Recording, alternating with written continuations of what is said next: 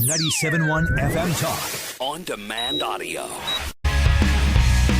Well, tomorrow is already Friday. We have a Reardon Roundtable on deck. Jane Duker, former state senators John Lamping and Jeff Smith, both on the panel. Then all the stuff we do with Paul Hall on entertainment and Frank Cusimano, plus Sue's News in the 4 o'clock hour. Our friend George Rosenthal from Throttle It will be here on some tech things. And then Steve Shankman on some concerts that are coming up. And that's in the 5 o'clock hour tomorrow. We have Elliot Davis with us this afternoon, retired Fox 2 investigative reporter who's doing a bang-up job on Facebook, doing independent journalism. Well, welcome back, Elliot. How are you?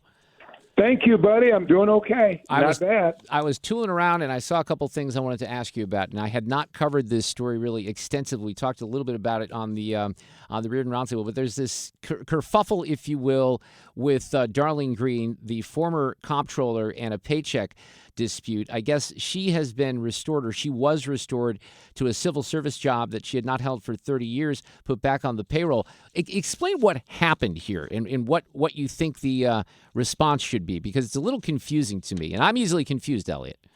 It's very confusing. There are a lot of players, there are a lot of elements, moving parts. The bottom line is, through a mistake made by St. Louis City government involving a number of departments, chiefly the personnel department, a couple of checks was issued in the name of Darlene Green in the amount of $6,500.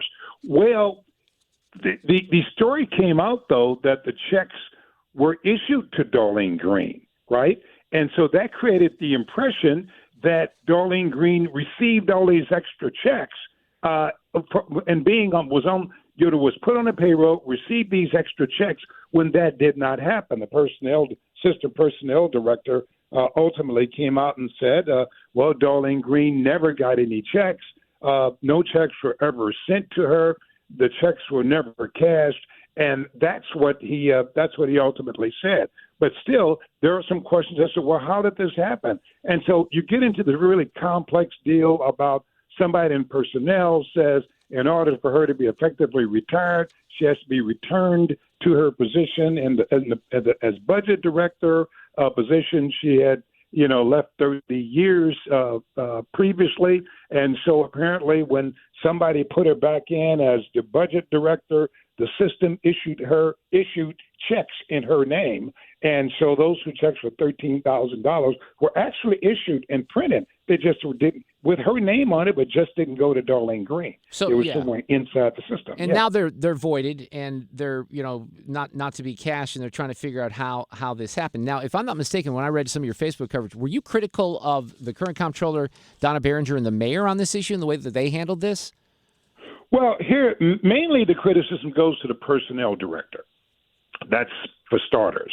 My belief is that there should be an apology to Darlene Green for the damage to her reputation of this being out there, that checks were issued to Darlene Green in the amount of $13,000. And so what people have been saying, they've been trying to explain all this.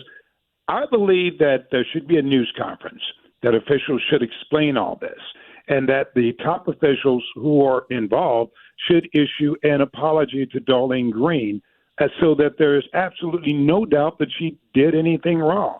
And the mayor is a top official. So I'm not saying the mayor made this mistake. Right. I'm not saying she did it.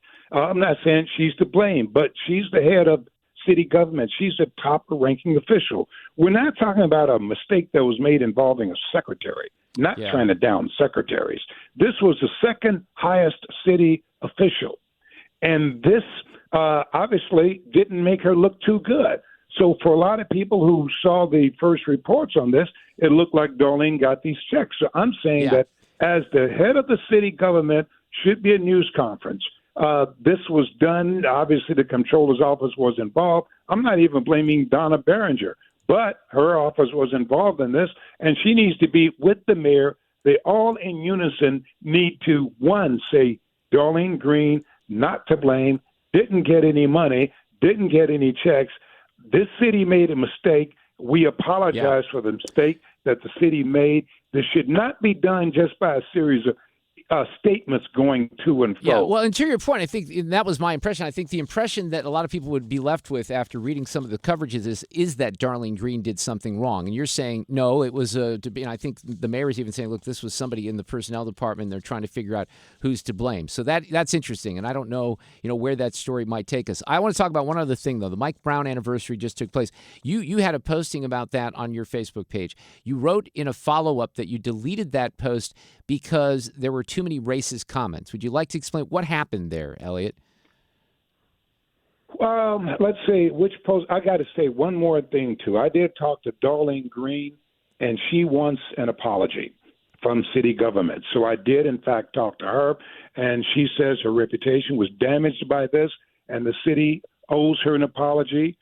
She believes the mayor should be a part of that, the comptroller should be a part of that, and certainly the personnel director. Okay. So that's what Darlene Green. Now, the second question was, about that, and that was my post about Michael Brown. Right. Is that the one you're talking about? Yeah. And then I think that I never saw the original post, but you said you took it down because there were too many people that were commenting and you deemed the comments racist, and instead of, deleting all those, you just took the post down. Is that what happened? Absolutely. I shared a post. That had been aired by a TV station. There was nothing wrong with the post.